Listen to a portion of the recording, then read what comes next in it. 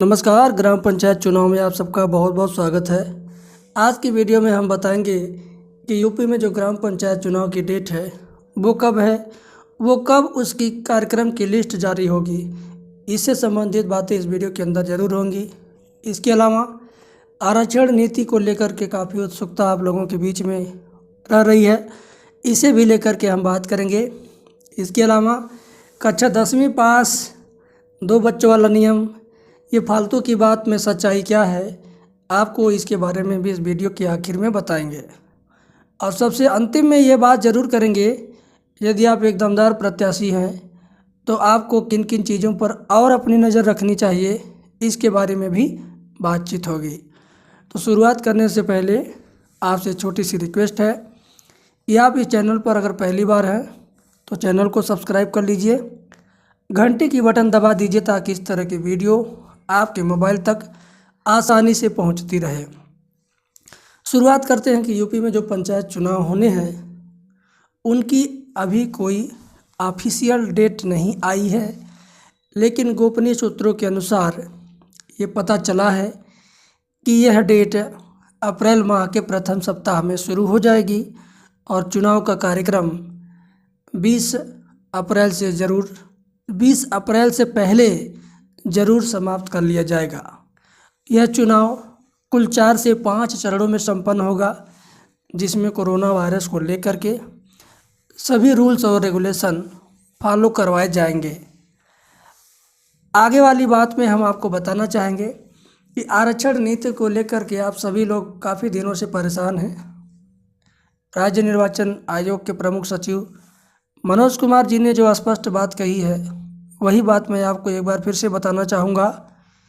उन्होंने कहा कि जिन ग्राम सभाओं में अभी तक जो सीट नहीं आई है 1995 से लेकर अब तक, जिस भी कैटेगरी की सीट अभी तक नहीं आई है जिस ग्राम सभा में, सबसे पहले उस ग्राम सभा में उसी कैटेगरी को लाया जाएगा।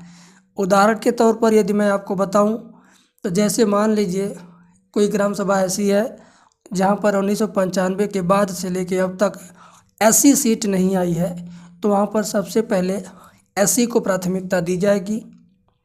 इसी तरीके से यदि 1995 के बाद से अब तक ओबीसी सीट जहां पर नहीं हुई है तो वहां पर ओबीसी सीट की जाएगी, और इसी तरीके से जनरल की बात भी है।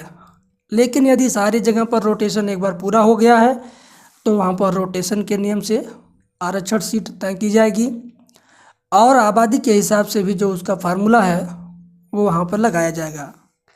अब आपको अगर जानना है कि आपके वहाँ कौन सी सीट आ रही है, तो इसके लिए आप जिला पंचायत राज अधिकारी DPRO कार्यालय पहुँचें, वहाँ से पता करें, नहीं तो ब्लॉक स्तर पर भी इसकी सूचना आपको उपलब्ध हो जाएगी।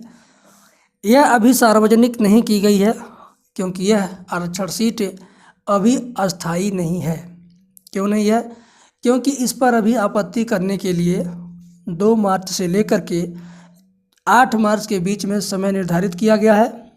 यदि किसी भी व्यक्ति को या कैंडिडेट को आपत्ति करना होगा सीट को लेकर के, तो वह 2 मार्च से लेकर के 8 मार्च के बीच में आपत्ति दायर करके उस पर पुनर्विचार के लिए भेज सकता है। अगली बात कि यूपी में अभी तक एक फेक न्यूज़ चल रही थी, एक अफवाह जैसी चल रही थी, मंत्रियों तक यह बात पहुंची हुई थी कि 2 बच्चों के अलावा जिनके पास 2 से अधिक बच्चे हैं वे लोग चुनाव नहीं लड़ पाएंगे। इस बात को लेकर के चुनाव आयोग का कोई भी प्रतिक्रिया नहीं है।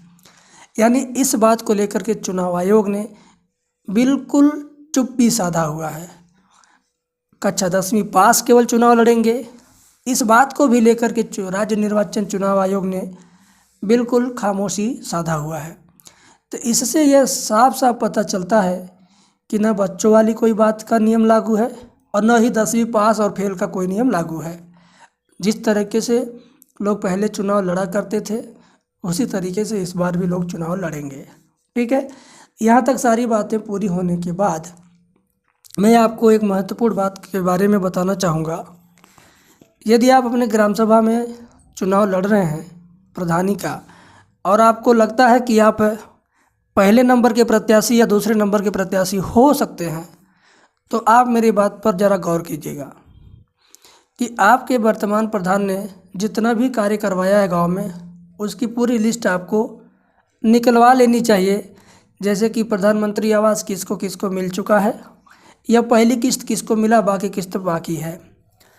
तो यह लिस्ट आपके पास होने से ये फ़ायदा होगा कि जहाँ भी आप जिसका घर नहीं बनवा पाए प्रधान जी, जिसको मकान नहीं दिलवा पाए प्रधान जी, उनके पास आप इस लिस्ट के साथ जब जाएंगे उनको समझाने, उनको कन्विंस करने, तो आप एक प्रमाण और प्रूफ के रूप में उनको दिखा पाएंगे कि देखिए आप गरीब थे तो आपको नहीं मिला, लेकिन जिसके पास पैसा था, मकान था पहले से, उसको भी आवास दिलवा दिया इन्होंने, जो पात्र थे उनको नहीं दिया गया। तो इस तरीके से कुछ कन्विंसिंग में आपको ज़्यादा फ़ायदा होगा।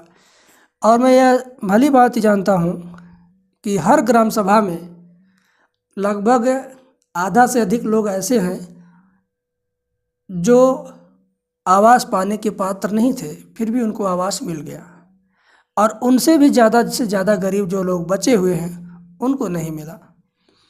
तो वोटों का हेर फेर करने में वो लिस्ट बहुत काम आएगी। इसी तरीके से नरेगा में कितने लोग जॉब कार्ड बनवाए हैं, कितने लोग मजदूरी पर जाते हैं, कितने लोग नहीं जाते हैं, कौन घर बैठे पैसा पाता है, या किसकी मजदूरी का पैसा उसे मिलता ही नहीं, कोई और खा जाता है, ये सारी लिस्ट आपको मिल जाएगी जब, तो उन गरीबों को आप समझाने बुझाने में और उनका मतदान अपने पक्ष में करवाने में सफल रहेंगे जब आपके पास ये सारी लिस्ट रहेगी। इसी तरीके से नाली, खड़ंजा, बिजली, पानी, सीसी रोड, इंटरलॉकिंग, रिवोर, स्ट्रीट लाइट, सोलर लाइट, सफाई किट, डस्टबिन, प्राइमरी स्कूल में कायाकल्प, प्राइमरी स्कूल में बाउंड्री वाल, मिडिल स्कूल में बाउंड्री वाल लगवाना, ये सारे कामों की एक एक पैसे के हिसाब किताब की लिस्ट आपको मिल सकती है मेरे द्वारा भी। और आपके अगल बगल कोई इंटरनेट एक्सपर्ट होंगे तो वे भी आपको ये चीज़ उपलब्ध करवा देंगे। और यदि नहीं आपको अगल बगल कहीं मिलते हैं तो स्क्रीन पर मेरा मोबाइल नंबर दिखाया जा रहा है, आप उस पर सुबह 10 बजे से लेकर शाम को 6 बजे के बीच में व्हाट्सएप के माध्यम से या फ़ोन कॉल के माध्यम से संपर्क करके बातचीत करके ये सारी की सारी लिस्ट, सूची और आय व्यय का ब्यौरा पूरा का पूरा प्राप्त कर सकते हैं और अपने चुनावी रणनीति में इसका भरपूर इस्तेमाल कर सकते हैं।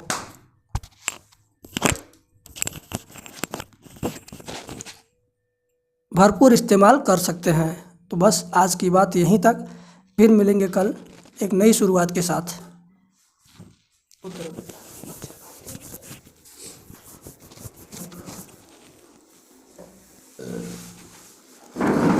मच्छरवा में है ना।